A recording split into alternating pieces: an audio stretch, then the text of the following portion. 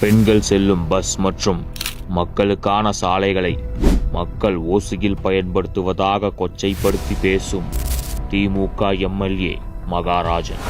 மக்கள் வரிப்பணத்தில்தானே சாலைகள் போடப்படுகின்றன.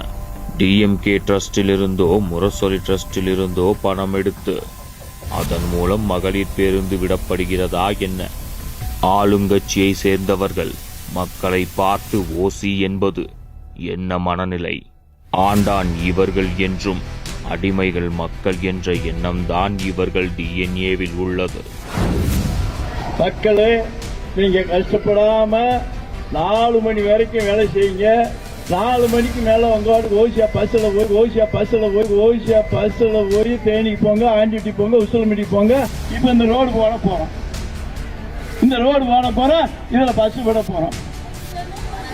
நீங்களும் ஓசியாத்தே ஏறி போறீங்க.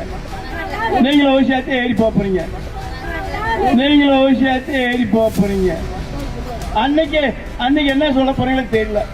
இப்படி ஓசி என்று சொன்னவர் நிலை என்று என்ன? கட்சியிலும் ஆட்சியிலும் ஸ்டாலினால் கூட அவரை வைத்திருக்க முடியவில்லை. அதுதான் மக்கள் சக்தி. திமுகவின் ஆணவ பேச்சு விழும். அதை 2026 தேர்தல் சொல்லும்.